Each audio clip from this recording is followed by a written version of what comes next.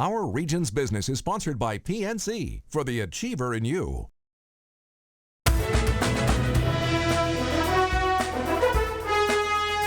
Over the past generation, our region's economy has been transformed. In fact, today there are more open jobs here than there are people to fill them. 25,000 open jobs listed on ImaginePittsburgh.com. Well, during a recent conference in Pittsburgh, employers learned that they may not actually have to look all that far to find committed, hardworking employees, especially among people with disabilities. Joyce Bender's back with us. She's founder and CEO of Bender Consulting Services. Good to see you again. Good to see you, Bill. Yeah, this was a big event a little while ago with this Disability Mentoring Day and this Employer Summit, and this was kind of a national acknowledgement as well, right? Bill, so exciting for many reasons, but one, we in Pittsburgh had the national launch of Disability Mentoring Day this year, sponsored through the American Association of People with Disabilities. Every year they choose a city. And this year, for Disability Mentoring Day, it was right here in Pittsburgh. And the other thing that's so exciting is that the CEOs were behind it, Allegheny Conference was behind it. Do you know, no other city in the United States did what we just did. Wow, no, that was really terrific. There was a big summit for the corporations and employers trying to help them understand the opportunity here and then also the mentoring for people with disabilities itself. Now that's been going on for a while, the mentoring part? That began in 1999 during the Clinton administration, but at the beginning there were only maybe a dozen students participating. I am proud to tell you that it was Pittsburgh and the White House.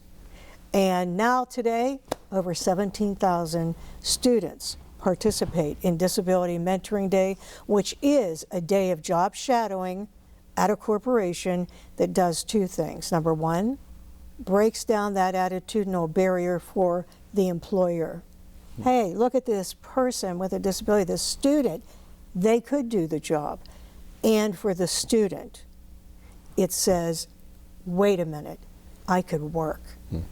I have these opportunities that many people have made me think I could not do. I can't. Wow, well, and you think about the unemployment rate among people with disabilities is just through the roof compared to the population as a whole. 70% of Americans with disabilities are not even counted in the workforce. Wow. Yeah, we are the largest group. I say we because I live with epilepsy, I have a disability, but we are the largest group in America not part of the workforce. That's crazy. Of the 70%, I mean, what kind of percentage do you think is employable, could do constructive work, could really make a contribution? Well, you know, the Department of Labor was talking about that, and they're saying that there are 45 million Americans living with disabilities.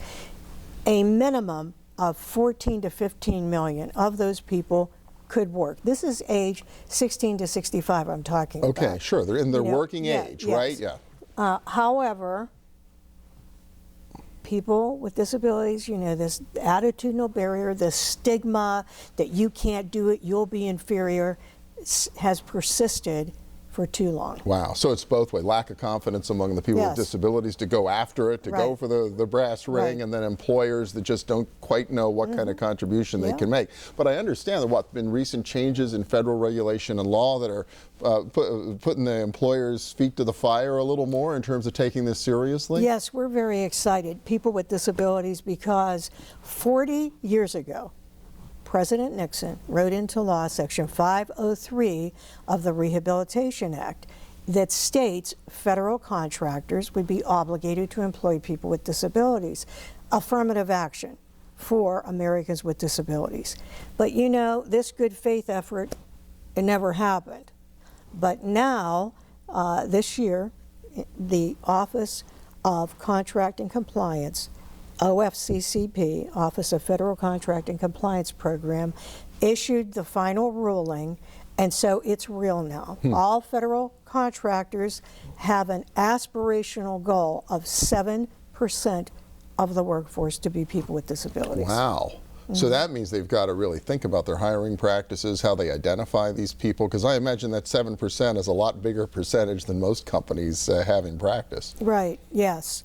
It's unbelievable that there are some companies multi-billion-dollar companies with a huge number of people working there, that when they did the self-identification, maybe only 100 people self-identified as a person with a disability.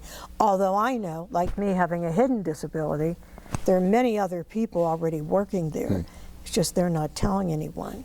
I want to say that in Pittsburgh alone, we're well known for what we've done because of companies like Highmark and Bayer, where the commitment was from the top down, like Giant Eagle, you know, with David Shapiro, and now PNC and the Allegheny Conference. I mean, it's wonderful. Well, it's terrific. It was great to see everybody step up. Hopefully it's going to create some more opportunities because we certainly need more people to do work around here. There's a big gap we got to fill. And you have an untapped labor pool. And there you go, living all around us, all of our neighbors. Joyce Bender from Bender Consulting, thank you so much. Good to see you again. Thank you, Bill. Thank you very much. And we'll be back in a minute with a little dollars and cents. Stay with us.